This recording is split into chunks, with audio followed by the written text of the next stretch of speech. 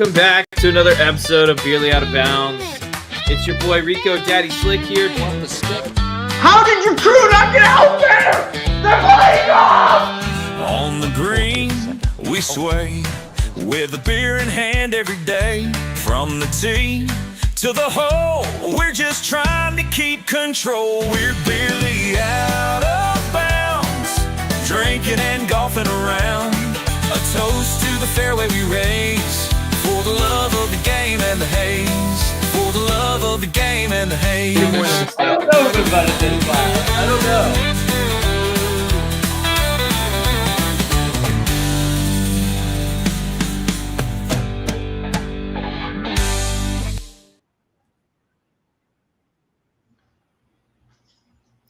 Hello and welcome back to an episode of Barely Out of Bounds.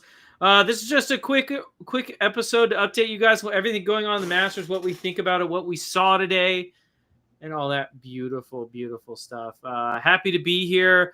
Joined with me, as always, is my brother Zane. How we doing, buddy? Have you ever in your life seen anything like this? Dude, this is awesome, man. This is what dreams are made of, as Lizzie McGuire showed us. Just saying. What a reference, dude. What a reference. By the way, it's crazy watching that intro, how much weight I've lost, like, very quickly. Yeah, just dude. in my face. You're looking good.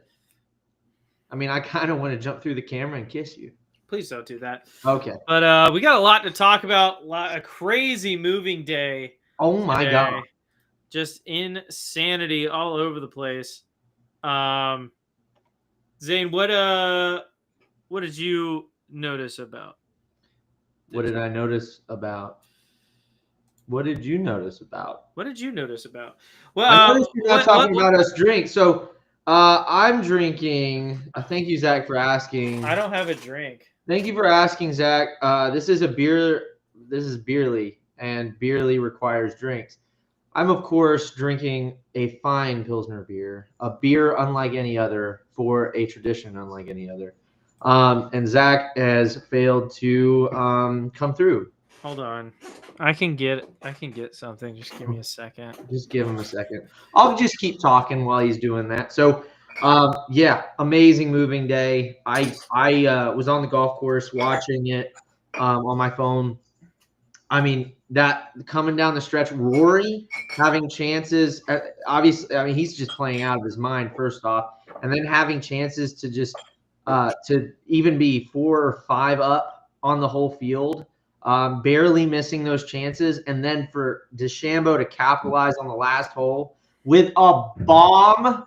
I mean, that was absolutely incredible. That was I screamed, and I probably woke some people up that live right off the golf course because they're all much older people probably.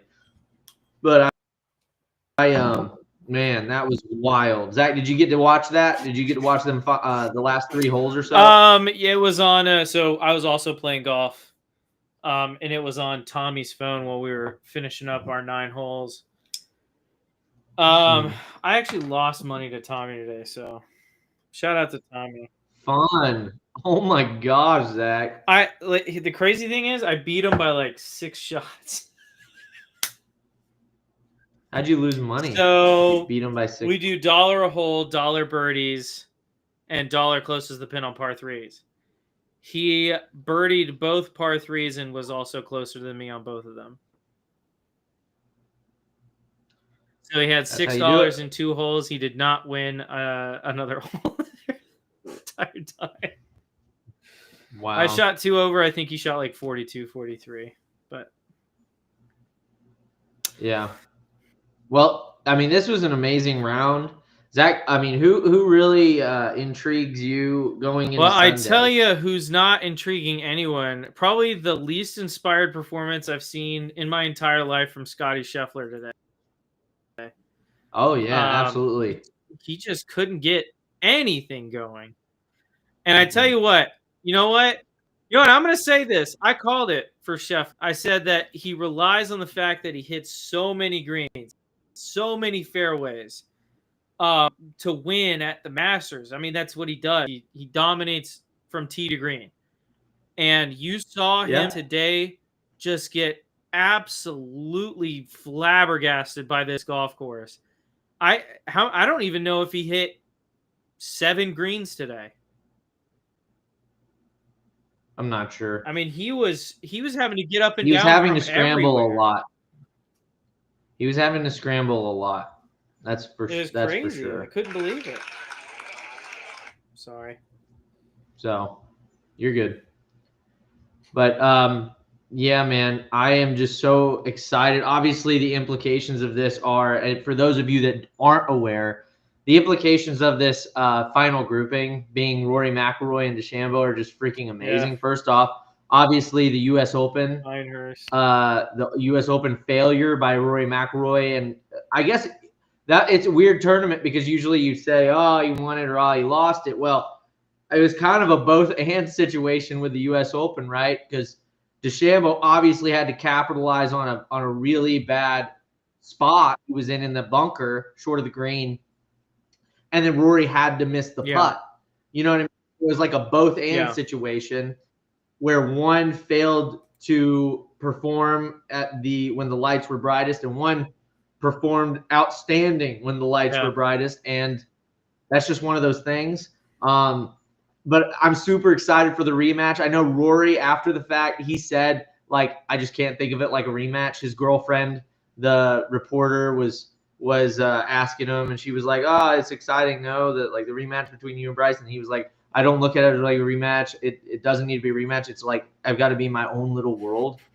And it's like, that's not the yeah, Rory, go to your own little world. Go to your own little world. Little world. I hope he wasn't in his own little world in 2011. I really hope he wasn't. Yeah, he was. Wasn't it 2011? He was on his own little world. Unfortunately, it was invaded and conquered. So here's the thing. It wasn't a brave new world, is what you're telling me. So I want to look something up real quick. I want to see this. Dude, what are you looking up? Hurry up. Never mind. You know what? Never mind. I don't want to talk about it anymore. What do you want to talk about? Trying to find Rory. Yeah, he shot 80 that final day. What was he at? 65, 69, 70. Was he at 12 under? He was at 12 under. Yeah. Was he really? That's shot at 8. That's pretty interesting. I'm just saying it could happen again. I'm not saying it's gonna. It's like that. It's like that line from Harry Potter. History tends to repeat itself. Dude, if that did. Dude, if that happened again, I honestly, I talked about how I'm like I've never been a hater before, but I've become a hater of Rory. Talked about that on the show. It would. I think. Yeah. I think honestly, I might throw a party. You might throw a party. If he shoots an 80 on tomorrow, I might throw a party. No, you won't. I might, dude. I'll buy a cake. No, you're invited. No, you're invited, won't. Dude. If you're buying a cake, I'm coming. Yeah, man. I mean, it was just an amazing day for Rory. Can we just go ahead and talk about that? Great. It was an amazing 66 in the third round on moving day, leading into the final round at the Masters. Obviously, for the first time since 2015, and he's chasing the Grand Slam. So a lot of people struggled today. I mean, it was really a weird day for Rory is playing as well as he did. Jordan Spieth voiced his frustration with mud balls at Augusta National, emphasizing that players aren't allowed to talk about it, and that it was a difference for him this week. He said, quote, "My iron play killed me in the last 2 days, but and to be brutally honest with you, it was primarily mud balls." He said, "It's just so frustrating because you can't talk about them here. You're not supposed to talk about them." He said, "Mud balls can affect this tournament significantly, especially when you get a lot of them on 11 and 13. They're just daggers on those holes.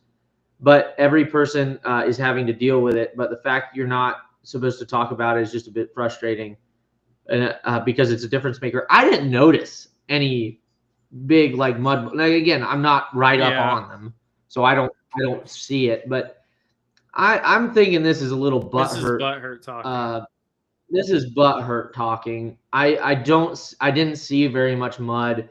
I have a feeling if there was a ton of mud, like announcers would talk about it, they'd show it. That'd be something that they would definitely show. I didn't say what I was drinking. I'm having a Macallan 15. A Macallan 15. Good for Scotch. you. 15 year. Good for you. Better than the 10. Better than the 10. Better than a 10. Probably closer to a 16 now, honestly. Yeah. Well, and here's the other thing. If it's mud balls, there's a way to, I mean, everybody knows the way to not have mud balls, right? Hit greens, baby. Or hit lower shots with your driver. I mean, you want to talk about just talking out your ass. I mean, he's spraying it all over the course this week. His short game's been incredible, but he has been spraying it everywhere. He's been scrambling. Well, and his driver hasn't been good. It's like, dude, I don't even know who you're talking to right now. Is it mud balls because you're 30 yards off the fairway? Yeah, exactly. That's exactly right. That's exactly right. And so, yeah, it's just one of those things. And people are, I mean, not gonna lie. Obviously, it's gonna affect people for sure. But they're not. I haven't seen very many mud balls at all. Justin Rose hit a high fade, high cut on 13, into the fairway. That if it was muddy, like that would be a place I'd see probably mud on the ball, and I didn't. They had a close up of it, and didn't look like it was. It didn't look like it was anything. So I just real quick wanted to show. I mean, this was the shot, kind of the shot of the day, besides Bryson's bomb on the end. Let me go ahead and share my screen. It was pretty great. So this is the shot going into 15. It was amazing. So this is him. Let's go ahead and watch this. This is Rory McIlroy, 15th hole. He knows this shot's his opportunity. It's a beauty. Look at that. Look at that high drive. Driven left and laid up. Look at the elevation on this one. A rainbow maker. That's amazing. He was walking after that. And then they're about to show the putt, I'm guessing. Meet the moment. He does. I mean, that's amazing. So he eagles 15, right? To go, I think to go to 12. Yeah, to go to 12. To get to 12. So he's 10 under. It was amazing.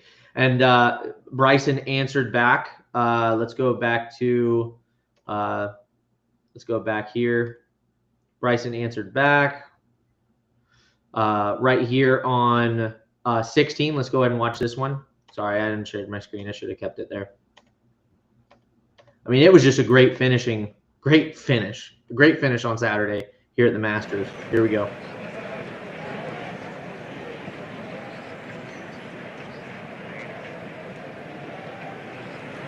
Yes!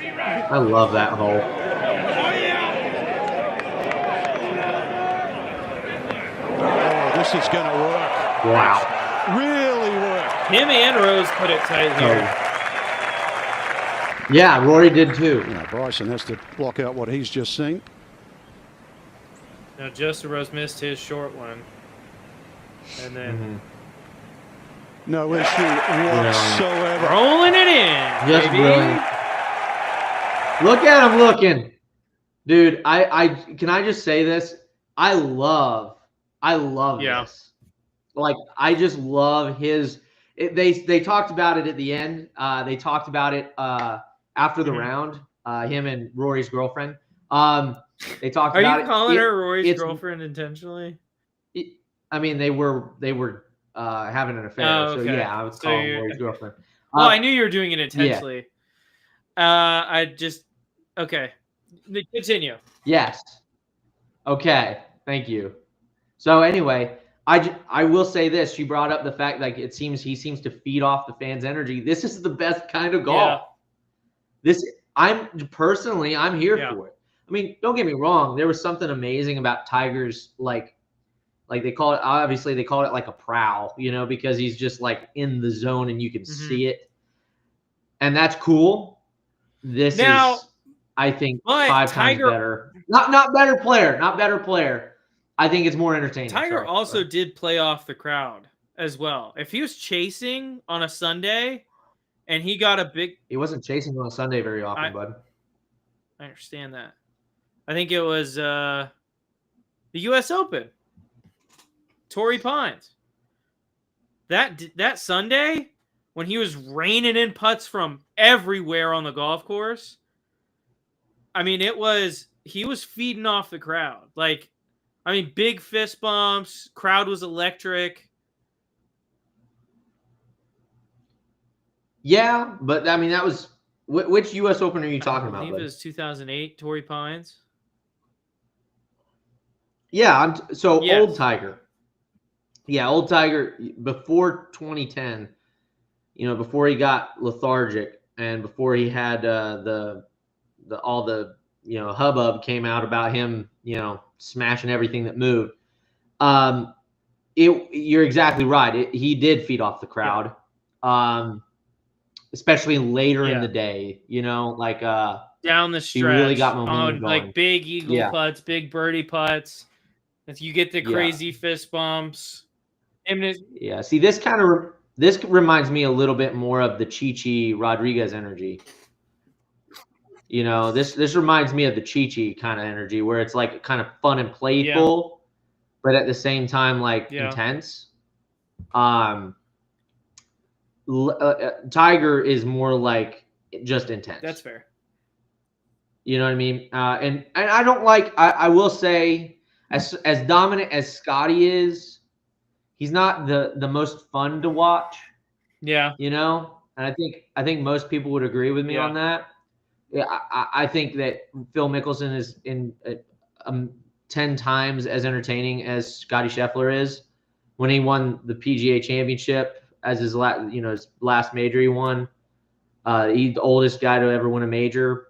That was electric there coming down the stretch, and that's the kind of I want to expect that of professional athletes in general.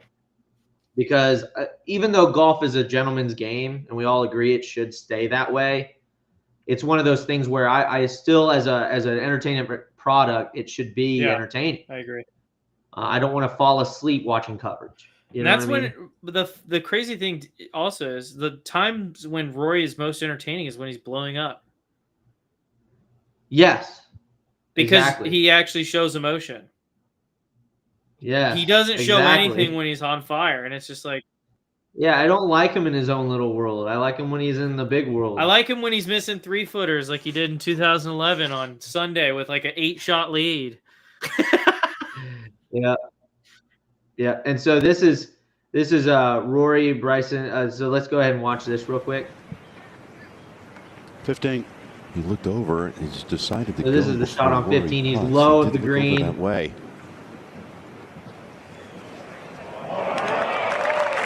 It's a nice chip, which this kind of seals the deal for him, and Corey Connors probably can't catch up at this point. There we go. Brilliant. So anyway, and then let's see one last one. Let's see, I just saw it here. I can't find it. Anyway, what's the Minwoo Lee penalty stroke? Go back down. Yeah, so Minwoo Lee, we can cover that real quick. So Minwoo Lee, he was assessed a 1-stroke penalty after an incident on 13. It was determined his actions near the ball did cause it to move, and 1 penalty stroke was added to his score. Let's see if they have a video underneath it. Nope. No video. Great job coverage. Great job CBS. But yeah. Jason Day played pretty well too today. Excited to see that. He hasn't been he's been more relevant this year. Yeah, he's played better this year, but he was dealing with vertigo and other injuries and stuff. Other definitely psychological stuff, and it's more physical if it's vertical, Yeah. you know. So I don't want to say psychological. Bryson was hitting balls into the night sky at Augusta National. You can see him there. You know, everybody. I told this at the. You remember the show on Wednesday? I said this to everybody. This is just what Bryson does. He's just a weird dude. So you can't like say, oh, he's hitting balls. He doesn't know where he's at. Don't be shocked if Bryson plays a different golf ball than he did the rest of the week tomorrow. Like, because he'd be the guy to do that. Because he's just like, well, I noticed my ball's spinning a little too much. It's coming off a little too low. And we want to land it a little, we want to have a little bit less spin and have a little bit of a higher launch on Sunday, given the condition or whatever, you know? Given the expected conditions, we're going to the left ash instead of the Pro V1X. Like, he would be the guy to do that. Yeah, I hit 8,000 balls last night in the dark, and I just turned this. Yeah, Shane Lowry is part of that same little beta club. He goes, he finishes round bogey, falling back to 5 under, 7 back of Rory, and was livid post round. He said, quote, I can't be coming to talk to you guys straight away. It shouldn't be happening. I don't agree with it. It's like, dude, grow up. I hate these people. Dude, I shot an 82 in a tournament, and I still did a video. Yeah. And if you were getting paid, if I was getting paid like these guys get paid, you're damn right I'd be doing interviews. Damn right you're doing a press God. conference. Sorry, didn't mean to cuss. You're top 10 in the Masters. Relax. Oh, this is what I want to show. I wanted to show the bomb. So obviously, everybody was excited. Rory hit a great shot into 18. He parred. Finished I was so happy under. He missed that putt because it was definitely a birdie putt that was makeable. Yeah, and if he got the 13, that's a tough ask. So 2 shots is definitely doable. Oh hell yeah! 2 shots is the most dangerous lead in all of sports. 2-shot lead. It really is. Because you got a buffer, but also you can be tied in 1 hole, and then. Well, I remember Phil coming back from 2-shot leads. You know what I mean? From being 2 down. It's the most dangerous lead in all of sports. 2-shot lead with 18 It really is. Yep. So this is amazing. So this was Bryson DeChambeau's putt. This is incredible. And this is why I put on the screen, have you ever, because this is a have you ever moment. Let's go ahead and watch this. Where were you when this happened?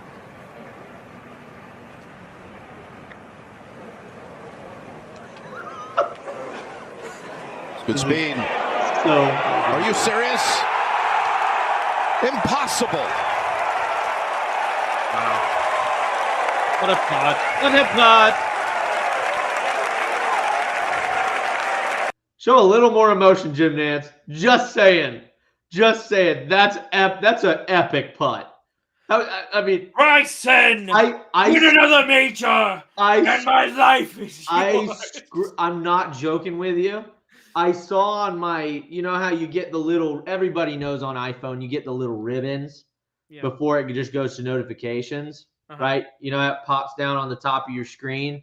Well, it popped down on the top of my screen, Nuclear Golf, and it said incredible and with a bomb emoji. And I'm sitting over there and I'm watching the coverage and I see him putt from off the green. I'm like, no effing way he makes this. And it goes in, and I just scream. I was like, no! And like everybody, I swear to God, like 3 blocks away heard me shout. I swear I was on hole 8 by the tee box. I guarantee you the people in the clubhouse heard me. That's how loud I shouted. And I rode up. I was playing with Justin Ashtiani there at the course. He's one of the members, and I rode up to him because he'd already gone up to his ball in the fairway. And I rode up to him. I was like, you can't believe this. We watched the replay together. It was just that is one of those shots that I will forever remember. It's kind of like that Gary Woodland putt. In this tournament, that shot could be a big reason why. Oh, of course. It could be the reason why. Yeah.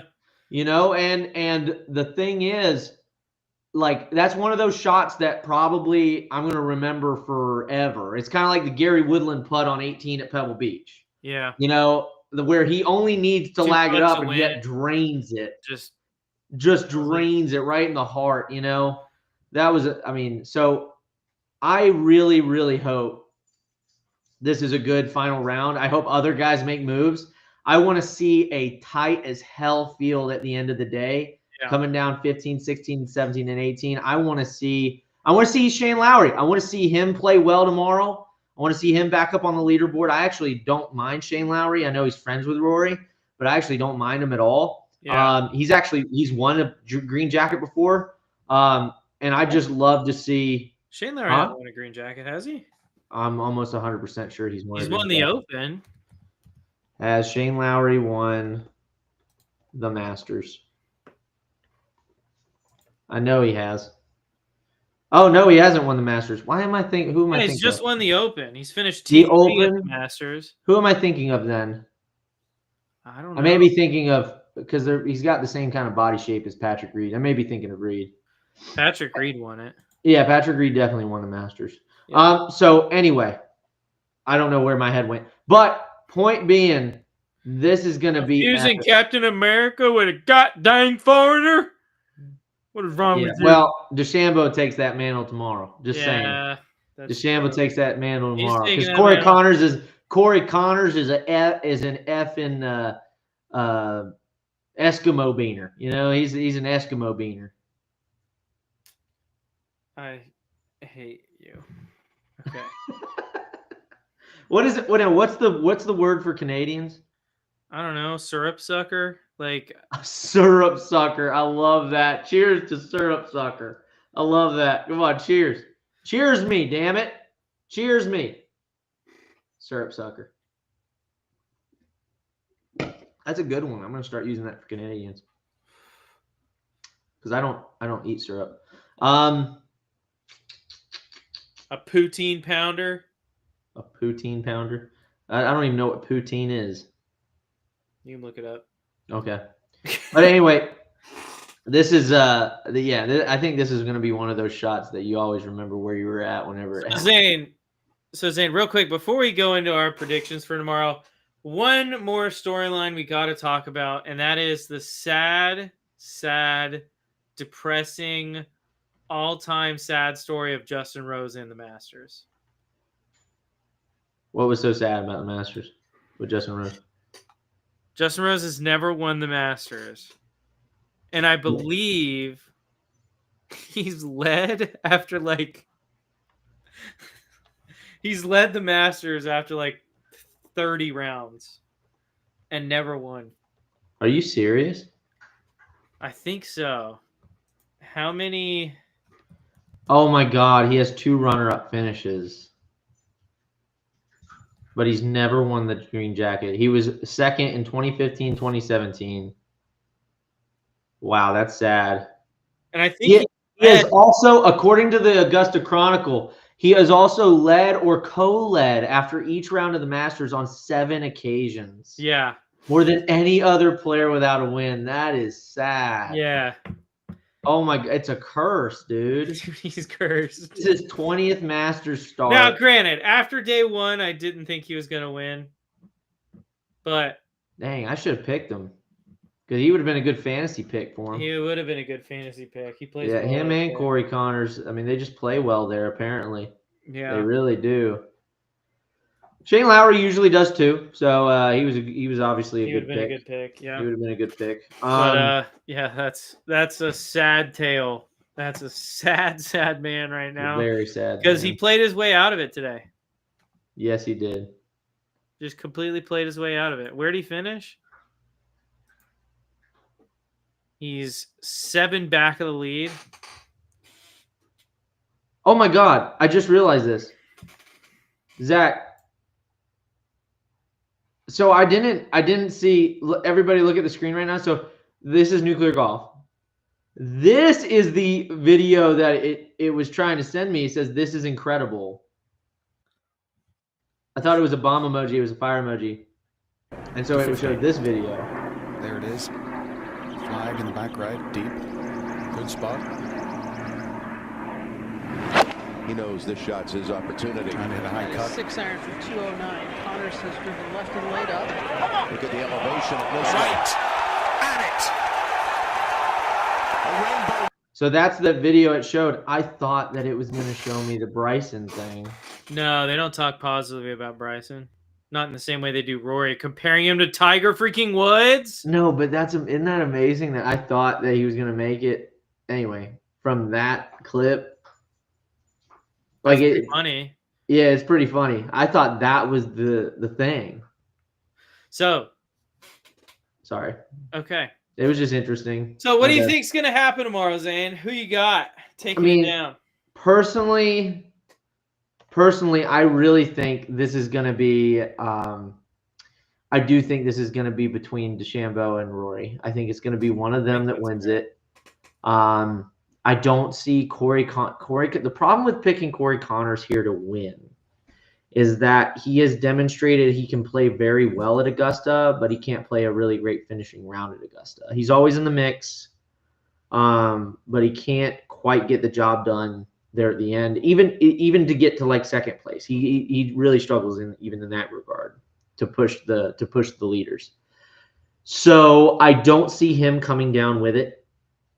I don't see a lot, and then you jump right down to 6 under, and so it's like 6 shots is a lot of shots. The low round of the week, I think, is a 65. Yeah, and so I do hope that some of them put great rounds together, especially front nines, maybe, and really kind of push the agenda and maybe shake up the shake Rory and Bryson a little bit. That'd be nice. Mm-hmm. I'd like to see that gap narrow. But when it comes down to it, I think you'd be crazy to pick Rory over Bryson. Just mentally, I mean, come on. I really do. Am I wrong? No, I love this, Zane. You love this version of Zane? I love this. Yeah. I think here's the thing. I think you're 100% correct. I think it has absolutely zero to do with how they're hitting the golf ball right now. 100%. I think just based off of his recent major performances, Rory either doesn't put himself in position to win, or when he does, finds a way to stop himself. Correct. It has absolutely nothing to do with how they're hitting the golf ball. Yep. I mean, Rory, last year at the U.S. Open, he had Bryson beat. Yep.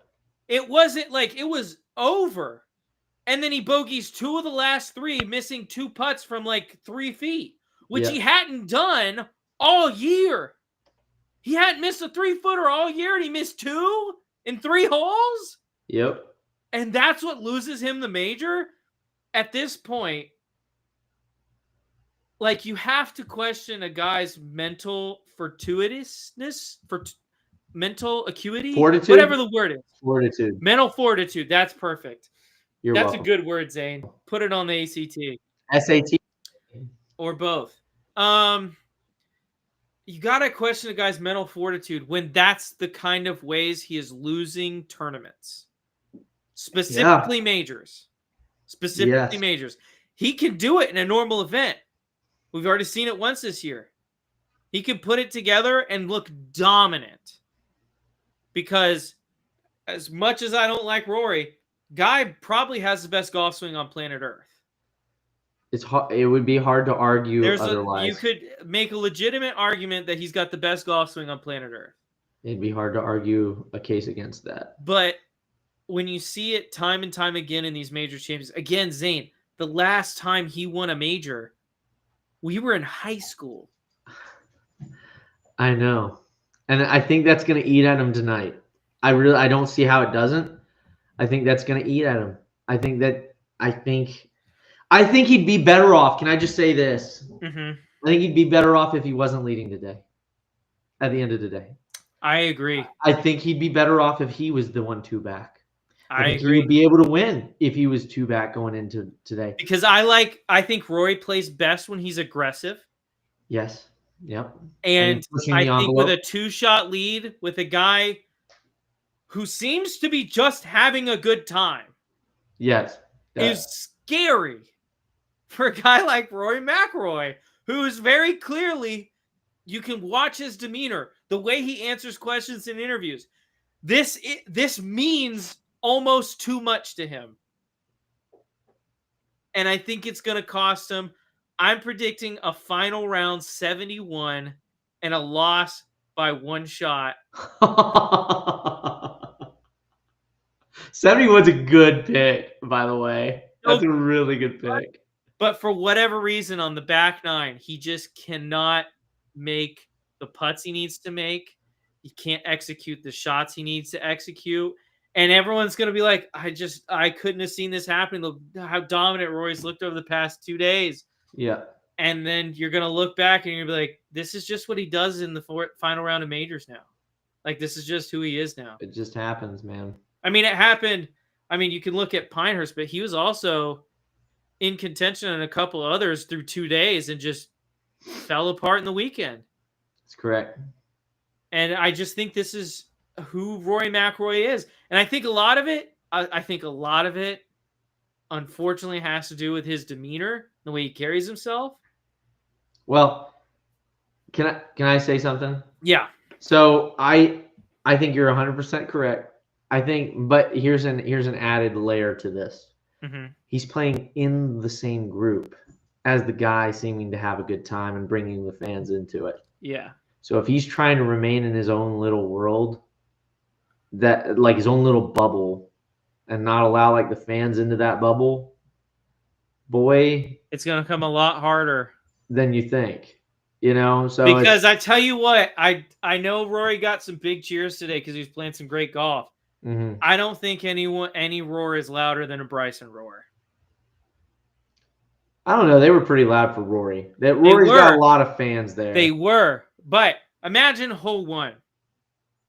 Rory 2-putt par. That's fine. Bryson's got about 21 feet for birdie, and makes it. I think that crowd gets a little loud. We're down to a 1-shot lead after 1 hole. If that happens, if he loses that shot on the very first hole of the golf tournament, or very first hole of Sunday at the golf tournament, yeah, he loses. There's 100% chance he loses. 100% chance. Because you're exactly right in that instance. Whenever that crowd roars, that's when in the back of Rory's mind is going to be like, oh shit. Well, then, yeah. You know, like I just see that being the little leprechaun in the back of his head, you know, working. And Bryson playing off the crowd goes, and Eagles too. Rory birdies it, but now we're tied. Yeah. And things starting to get real interesting. And that Sunday pin, that Sunday pin is really good for Bryson. Everybody knows the pin on Sunday at 2. That's a really good pin for Bryson DeChambeau. Back right. With the whole thing sloping that way. Come on, son. Now, I'll admit when I'm wrong. I thought Rory wasn't going to play that great this week, and I admit when I'm wrong. I was really excited when he made 2 doubles down the stretch on Thursday, and I was like, oh yeah, he's done. Okay, we can move on to the guys I actually want to watch. And then he shot a 66. So I think this is. So I do think one thing interesting is that this is not the same Rory from 2011. I don't foresee an 80. I think he's a more mature. I think he's more mature. But I also think, I don't know. He's more mature, bud. I don't know. I don't see an 80. But I think a 71, I could definitely see a 9-shot difference, pal. That's a big difference. That's my prediction. My official prediction is Rory shoots 71, loses by 1 shot to Bryson DeChambeau, who shoots a 69. Or 68. 68. I was about to say. That's a playoff, pal. Which, by the way, that would be one heck of a week. He'd be the only guy to be in the 60s all 4 days if he did that. And still lose. How wild would that be? That would suck. I'd feel so bad for him if he lost just every round in the 60s. Yeah. Granted, by the way, Patrick Reed chalked my bet today on Prize Picks. All he had to do, he had a perfect drive on 2. All he had to do was birdie, snap hooks a 3-wood. Just absolutely rope hooks a 3-wood left. Yeah. And then it's a terrible pitch shot at like 30 feet, and then 2 putts for par. And I was like, I hate you. Equaled it the day before. So it looks like next week you're gonna have to probably do a shot because I'm gonna definitely win the Masters. Yeah, fantasy. you're gonna win the thing. So we were talking about this before the show. Zach, what is your total score? No, I'll go tell everybody mine. Mine is 19 under total score right now. I'm ranking in the top 40% out of 627,000 patrons. Zach, what are we sitting at over in Zach land? We're at even par, so steady Ed. We're at even par, steady Ed. Where are you ranking? Top 85%.